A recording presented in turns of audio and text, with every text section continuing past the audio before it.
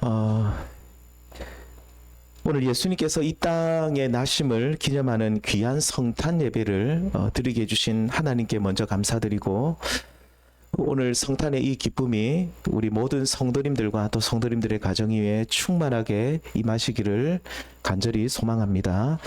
자, 그런데 오늘 우리는 이 기쁜 성탄절을 맞이하고 있지만, 예수님께서 이 땅에 탄생하실 때, 태어나실 때에 크게 환영을 받지 못했습니다. 무슨 말이냐면, 예수님이 태어나신다는 소식을 들은 어떤 이들은 심지어 예수님을 죽이려는 무리들도 있었습니다. 그 대표적인 사람들이 오늘 오늘 읽었던 본문 마태복음 2장에 나오는 헤롯 왕이고 또 유대인들의 무리들이죠. 왜 이들은 예수님을 싫어하고 심지어 죽이려 했습니까?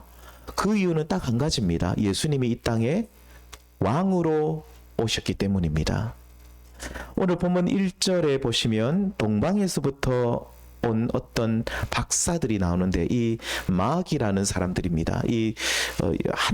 옛날엔 동방에서 세 사람이 아니라는데 세 사람은 아닌 것 같습니다. 좀 많은 사람들일 것 같습니다. 그래서 이 동방에서 온 박사들, 천문학을 연구하는 이들이 오랫동안 별을 관찰하다가, 자, 그들이 어느 날 그리스도께서 오신다는 소식을 어떻게 해서 알게 되었는지는 몰라도 큰 별을 보면서 이 별은 왕이 나시는 별이다, 그리스도께서 오신다라는 어렴풋한 어떤 생각을 가지고 있었던 것 같습니다. 아무튼 그들은 큰 별을 발견하게 되었고, 이 별을 따라가자, 이 별의 움직임을 따라가자 해서 그 별을 따라서 가다 보니까 어디까지 오게 되었습니까? 예루살렘에 도착하게 되었죠. 그들이 예루살렘에 도착했을 때 사람들을 붙잡고 물어보았던 내용이 바로 이겁니다. 우리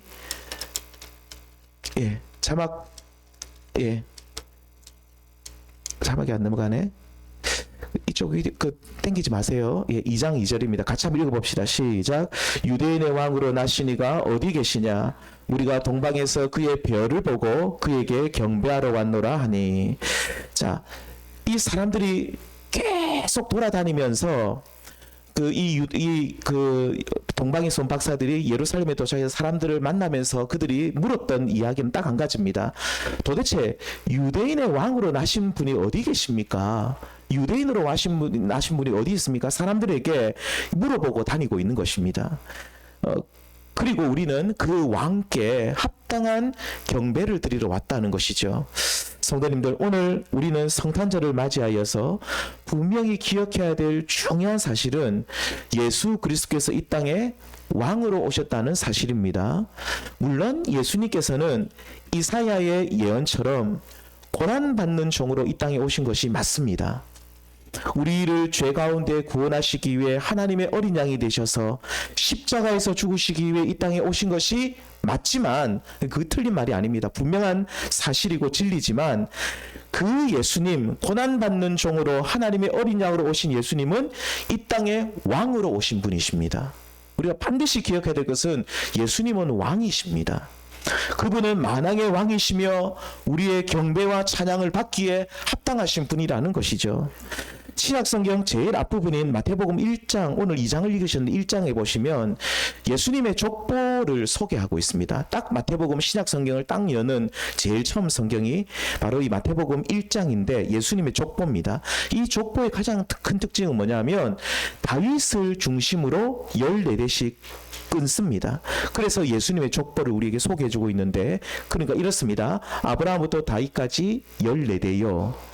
다윗부터 바벨론 포로기까지 14대, 14대요. 그 다음 바벨론 포로기부터 예수님 때까지 14대. 이렇게 14대 세 번을 끊어서 족보를 소개하는데, 그 중심에 누가 있습니까? 다윗 왕이 있습니다.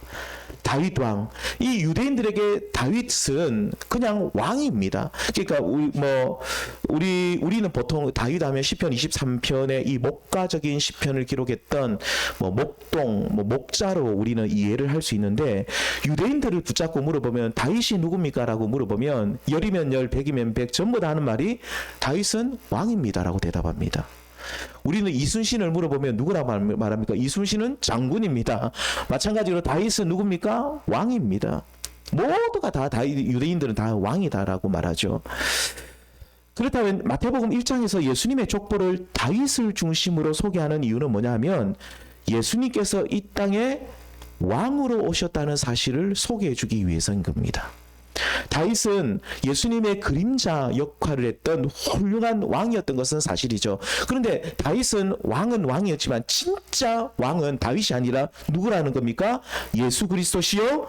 너희는 예수 그리스도를 그래서 참왕이신 예수를 왕으로 모시고 그분의 통치, 이제는 다윗의 통치가 아닌 그리스도, 예수 그리스도의 통치를 받아야 한다는 내용이 마태복음 1장에 나온 예수님의 족보의 전체적인 내용입니다. 이렇게 마태복음 1장에서 예수님을 왕으로 소개를 하고 이어서 2장에 딱 들어오면 동방박사들이 우리들의 왕을 찾으러 왔다는 이야기를 합니다. 정작 유대인들은요, 그리고 유대인들의 왕으로 군림했던 헤롯은, 이 헤롯 왕은 예수님의 왕되심을 거부하고 싫어했지만 동방박사들은 우리가 왕을 찾으러 왔다는 겁니다. 이 이방인들이 왕을 찾으러 와서 우리는 그에게 경배하러 왔다라고 했을 때, 자, 이 말을 들은 왕이 어디 있습니까? 라고 물으면서 우리가 왕에게 경배하러 왔다는 그 말을 들은 헤롯 왕과 유대인들, 이 백성들이죠. 예루살렘 백성들의 반응은 이러했습니다. 우리 2장 3절 같이 읽겠습니다. 시작. 헤롯 왕과 온 예루살렘이 듣고 헤롯 왕과 온 예루살렘이 듣고 소동하였다. 자, 다른 번역본에 보면 헤롯 왕은 심기가 매우 불편해 있었고 온 예루살렘은 떠들썩했다라고 기록하고 있습니다. 동방박사들, 이방인들은 우리 예수님께 황금과 유향과 몰약을 드리면서 그 예수님을 왕으로, 정말 우리의 진정한 왕으로 경배를 드렸는데, 왜 헤롯 왕과 유대인들은 예수님을 왕으로 경배하기는커녕 마음의 불편함을 느끼고 왜 그토록 이 예루살렘에 한바탕 큰 소란이 있게 되었습니까? 그 이유는 이 유대인들과 또 헤롯 왕이 예수님을 왕으로 받아들일 수 없었기 때문입니다. 왕으로 받아들이기도 싫고 이 예수를 우리의 왕으로 받아들이는 것은 우리가 도저히 있을 수 없는 일이라는 것이죠. 오랜 세월 동안 성경을 연구하고 있었기 때문에 메시아 그리스도께서 이 땅에 왕으로 오신다는 사실을 이 유대인들은, 또 헤롯 왕, 또 누구보다도 잘 알고 있었지만 정작 이들은 그리스도를 왕으로 받아들이기 싫었던 겁니다. 왕으로 인정하기가 너무너무 싫었기 때문에 심기가 매우 불편했고, 그리고 예루살렘에 큰 소동이 있게 되었던 것이죠. 성도님들, 오늘 이 성탄절은 누구나 다 기뻐하는 온 세계의 명절입니다. 세계 2차 대전 당시에 이 12월 24일 날 이제 이 세계 대전이 이제 거의 이게 끝을 보고 있을 때에 성탄 전야 때 작은 강을 사이에 두고 프랑스군과 이 독일군이 한창 싸움을 하고 있는데 누군가가 성탄절 찬송을 이 흐밍으로 조용하게 부르게 되었습니다. 그때 사람들이 하는 말이, 그럼 우리가 이 성탄절만큼은 싸움을 멈추자 라고 하면서 실제로 전쟁을 이제 하루 정도는 쉬자라고 한 적도 있습니다. 일시적인 평화 협약이죠. 그래서 전쟁 막 피터지게 싸우다가 24일 오전까지 싸우다가 25일까지, 24일 저녁부터 25일까지는 쉬었다는 이야기도 있습니다. 그만큼 성탄절은 모든 사람들에게 기쁨과 평안을 주는 귀한 날이죠. 자, 그런데 성도님들 꼭 기억하십시오. 예수님의 왕되심을 인정하고 실제로 그분을 나의 왕으로 받아들이게 될 때 과연 어떤 일이 일어나게 될까요?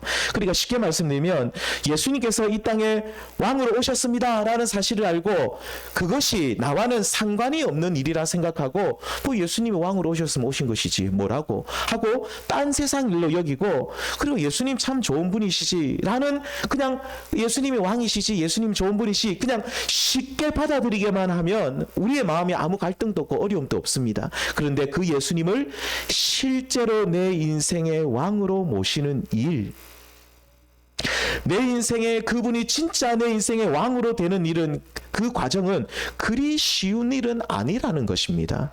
오늘 말씀에 나온 유대인들처럼 내 마음에 큰 소동이 있을 수도 있고 헤롯 왕처럼 우리의 마음이 굉장히 불편할 수도 있습니다. 자, 그렇다면 헤롯 왕은 예수님께서 이 땅에 오신 사실을 먼저 헤롯 왕을 보겠습니다. 헤롯 왕은 왜 마음이 불편했을까요? 그것은 헤롯 왕은 자신의 왕권을 내려놓아야 했기 때문입니다. 곧 예수님께서 유대인의 왕으로 오시면 자신은 이제 왕권을 내려놓아야 하기 때문이라는 거죠. 이스라엘의 왕이 두 사람일 수는 없거든요. 성도님들, 오늘 우리가 예수님의 주권을, 왕권을 내 인생에 받아들이려면 반드시 해야 될 일이 뭐가 있겠습니까? 당연합니다. 내 왕권, 내 주권을 내려놓아야 됩니다. 내 인생의 주인이 두 사람일 수는 없습니다. 하나님이 내 인생의 주인이 되시든지 내가 내 인생의 주인이 되든지 이 세상에는 두 종류의 사람밖에 없습니다. 예수 그리스도가 그 인생의 주인이 되어서 참 평강과 생명 가운데 사는 사람이 있고, 반대로 예수님은 그냥 내가 머리로만 알고 있고, 교회 오시는 분들 중에 그런 분들도 있습니다. 그냥 예수님은 참 좋으신 분이지, 이런 생각만 가지고 내 인생의 왕이 되지 않고 그냥 저기 멀리 그냥 좋은 분, 그냥 왕, 이렇게만 여기는 분들이 있죠.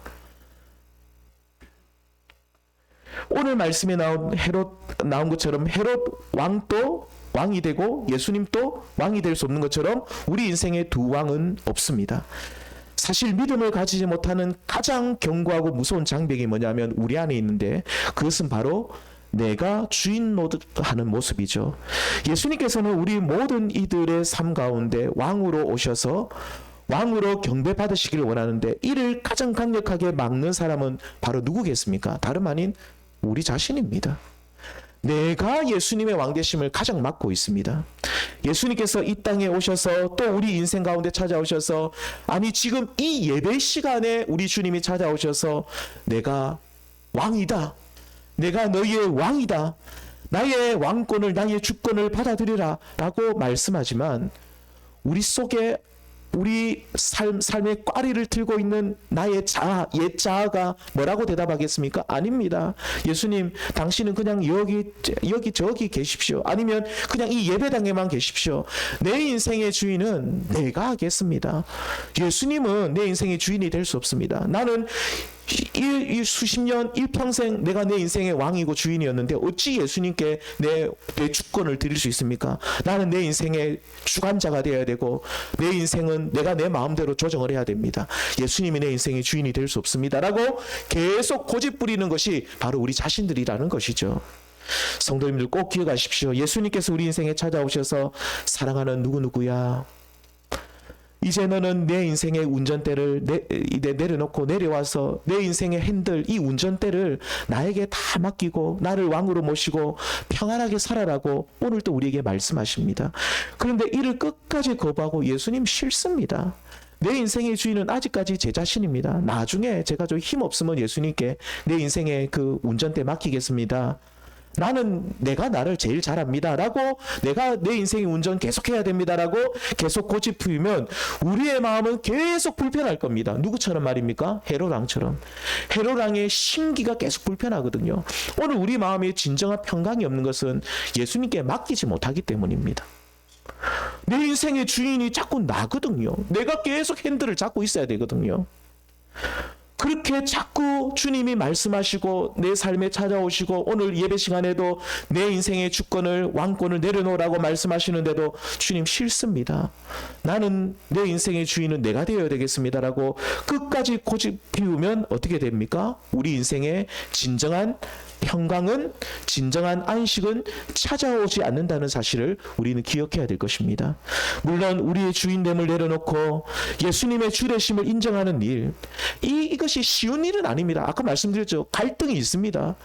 우리는 계속 싸웁니다. 주님이 네 인생의 주인을 내려놓으라고, 이제 내가 너의 왕이 되겠다라고 말씀하지만 주님 싫습니다. 자꾸 나의 옛자가 자꾸 자꾸 나를 붙들고 있습니다. 이 과정이 예수를 주로 받아들이는 과정이 쉽지는 않지만 지금 이 시간이라도 지금 이 시간만큼 바로 이 시간 하나님이 나에게 주신 기회라 생각하고 주님 이제 내 인생에 핸들을 내려놓고 이 운전대를 내려놓고 주님께 맡깁니다. 주님이 내 인생의 주가 되십시오. 왕이 되십시오. 라고 그때 내가 정말로 예수님을 내 인생의 주로 고백하고 왕으로 내 인생에 모시게 되면 그때부터 우리에게 하나님의 샬롬이 평강이 임하게 될 줄 믿습니다. 그러므로 여기 계신 우리 모든 성도님들 예수로 주로 고백하셔서 우리 인생에 쓸데없는 번민 갈등이 너무 많습니다. 우리 주님께 다 맡기면 얼마나 편한지 모릅니다. 그 샬롬을 그 평강을 우리 성도님들도 다 함께 누리기를 원합니다. 다 맡기고 주님 내 인생의 주인 내가 이 여태까지 수십 년 내 인생의 주인 노릇 내가 해봤지만 되는 거 하나도 없고 꼬이는 거밖에 없고 도대체 뭐가 남는 게 있습니까? 이제는 내 인생의 주권 다 내려놓고 주님이 내 인생의 주가 되십시오 라고 고백하시면서 주님 앞에 모든 것 다 맡기시며 예수님의 주 되심을 고백하셔서 참된 평강이 우리 안에 충만하게 임하시기를 축원드립니다. 두 번째입니다. 헤롯 왕은 자기가 왕 되는 것을 포기하지 못해서 마음의 갈등이 있었고 그렇다면 유대 사회, 유대 공동체죠. 이 예루살렘 안에는 왜 백성들 안에 소동이 있었겠습니까? 그것은 예수님께서 왕으로 오시면 자, 이 현실적인 문제를 제가 얘기하겠습니다. 2000년 지금부터 2000년 전에 예수님이 예수님이 그 예루살렘의 왕으로 오시면 이제 헤롯이 아니라 새로운 왕인 그분의 통치를 받아야 하는데 자, 그것으로 인해서 새로운 왕의 통치를 우리가 받으면 로마 당국자들에게 핍박을 받을까 두려웠기 때문입니다. 이 무슨 말이 좀 더 구체적으로 말씀드리면 이 예수님 당시 이스라엘은 그 식민지였습니다. 우리가 꼭 기억해야 됩니다. 식민지였고 저기 로마 제국이 이 나라를 다스리고 있었습니다. 그래서 이 왕들도 분봉왕이죠. 그냥 그 로마 그러니까 쉽게 말하면 그냥 이름만 왕입니다. 그냥 이 로마 그 당국자들이 총독이 세운 그냥 왕들입니다. 그런데 유대인들이 그토록 기대하고 있었던 고대하고 있었던 메시아 그리스도께서 우리 가운데 오셔서 그분이 왕이 되시면 결국 어떤 일이 일어나게 되겠습니까? 로마 황제를 우리의 왕은 하나입니다. 그때 당시에는 로마 이 제국 시대 때는 황제는 한 사람인데 우리가 로마 황제를 거부하고 예수를 왕으로 받아들여야 되는데 그렇게 되면 로마 황제에게 당연히 밉보이게 되겠죠. 이것 봐라. 로마 황제를 시저를 거부하고 예수를 주로 고백하네. 예수를 왕이라고 하네. 라고 하면서 이 로마 황제에게 밉보여서 혹시나 이 로마 황제가 군사들을 이 이스라엘의 유대 땅에 보낼까봐 그래서 우리 유대 민족을 핍박할까봐 그것이 두려웠던 거예요. 그래서 예수님께서 왕으로 오신다는 사실을 싫어했습니다. 그들은 오랫동안 성경을 보면서 그리스도께서 이 땅에 왕으로 오신다는 사실을 알고 있었지만 현실적인 문제에 부딪혔습니다. 예수님이 우리의 왕이 되시면 우리는 핍박을 받을 것이다. 누구에게요? 로마 황제에게, 로마 군사들에 의해서 우리가 핍박을 받고 어려움을 당할 것이다. 그것이 싫었기 때문에 그분의 왕되심을 받아들이지 않았다 이 말입니다. 성도님들, 예수님을 멀리서 대충 우리가 믿는다고 말하면서 신앙의 흉내만 내는 것은 참 쉽습니다. 하지만 예수님을 내 인생의 주인으로 영접하고 그분의 통치를 받고 그분의 말씀대로 살아가게 되면 우리의 삶 속에는 핍박과 환난이 우리에게 찾아올 수 있다는 사실을 우리는 꼭 기억하셔야만 합니다. 가족들에게 미움받을 수도 있습니다. 예수 믿는다고요. 우리가 가족들이 우리를 조롱할 수 있어요.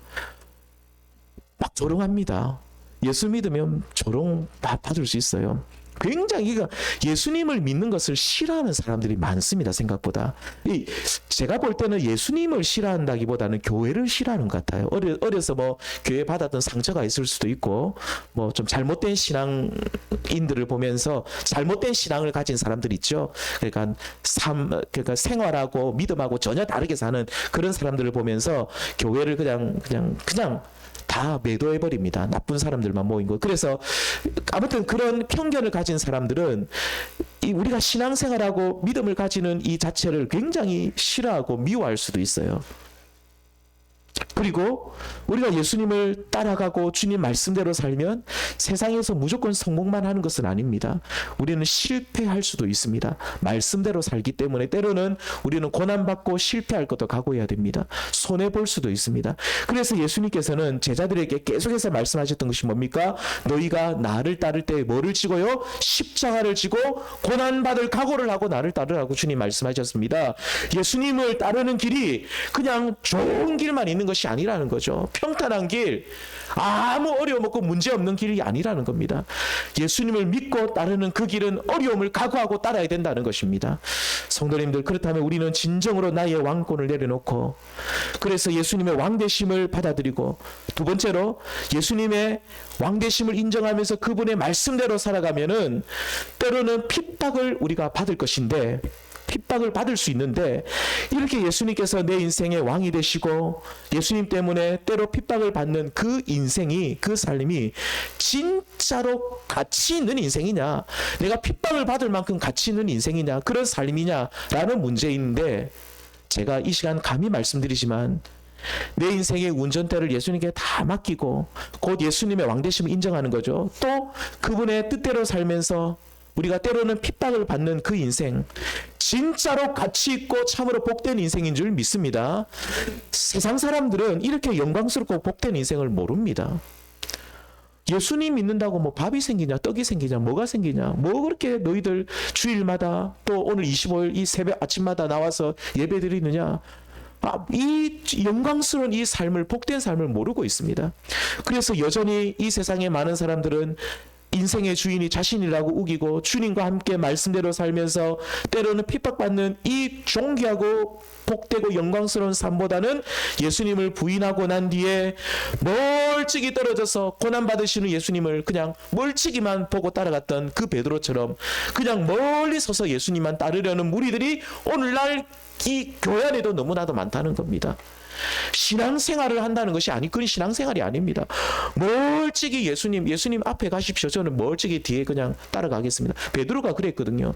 베드로가 예수님 부인하고 난 뒤에 예수님이 고난받는 것을 그 빌라도의 관저에서 대제사장의 그 터에서 그 마당에서 예수님이 고난받는 것을 다 보고 있었지만 그 예수님 곁으로 가까이 갈 수가 없었습니다. 그냥 멀찍이 쳐다만 보고 있는 것이죠. 오늘날 이런 사람들이 너무 많다는 겁니다. 예수님과 함께 동행하고 주님의 십자가를 지고 주님을 따라가는 것이 아니라 멀찍이 그냥 바라만 보고 있는 겁니다. 예수님이 우리 인생의 주인이 아니라 그냥 저기 변방에, 우리의 인생의 주인은 1등은 나고 예수님은 뭐 2등은 우리 애들이고 3등은 우리 집사람이고 뭐 4등은 5등 저기 끝발이 예수님 저기 끝에 있는 겁니다. 여전히 내 인생의 운전대를 내가 잡고 나는 예수님의 주인 되심을 거부하고 멀찍이 서서 예수님만 따르려고 하는 사람, 이런 사람은 결국 훗날 결국 구원받지 못하고 이 땅에서 계속해서 이 땅에서 인생의 혼돈만 경험합니다. 너무 갈등이 많습니다. 헤롯 왕처럼 갈등만 경험하고 마음의 번민만 가득하다가, 그리고 또 예수님 당시 이 예루살렘의 유대인들처럼 그 인생의 큰 소동만 경험하게 될 것입니다. 그리고 결국 짧은 우리의 인생, 우리 인생의 성도님들 깁니까? 짧습니까? 우리 여기 이윤생 어르신이 90이 넘으셨는데 여기 연세 많으신 분들 물어보시죠. 인생이 짧습니까? 깁니까? 물어보면 억수로 짧다 합니다. 너무너무 짧아지, 너무너무 짧다 그러더라고요. 저는 이제 50대, 저 나이 많지 않지만 여기 60대, 70대 계신 분들이 진짜 그러더라고요. 인생의 속도가 50대는 뭐 50km, 60대는 60km, 자동차 속도는 진짜 그렇다 그러더라고요. 눈 깜짝할 사이에 1년이 지나가지 않았습니까? 이 더 빨리 지나가거든요. 더 빨리 지나가는데 우리 성도님들 이 짧은 인생, 내 인생의 주인 노릇 계속하다가 그 마지막은 비참하게 끝나게 될 것입니다.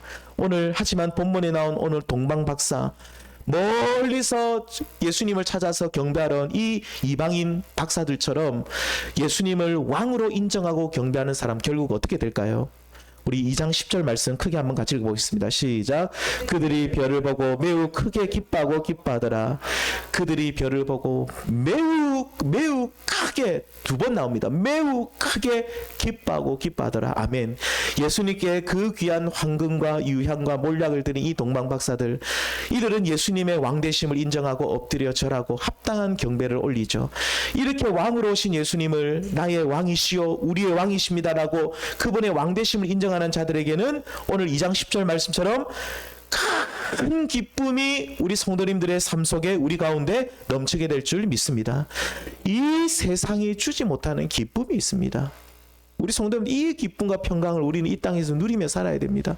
세상 사람들은 이 세상에 어떤 일이 잘 되고 못 되고, 우리 자녀들이 잘 되고 못 되고, 이런 것들도 일희일비하고 정말로 우리의 마음의 갈등과 고민과 번민과 그리고 그 허무함 속에 살아가죠. 저는 예수님 모르는 사람이 제일 참 신기한 것은 그 허무함을, 인생의 허무함을 어떻게 해결할까?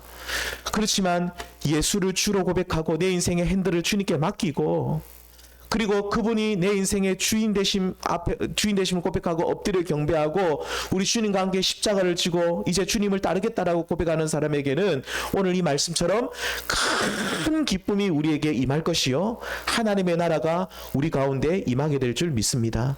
사랑하는 성도님들, 예수 그리스도 왕이 이 땅에 오셨습니다. 만왕의 왕이신 예수님, 그 예수님은 나의 왕이시요 우리의 왕이신 줄 믿습니다. 오늘 이 시간 다시 한번 내 인생의 주권을 우리 주님께 돌려드리십시오.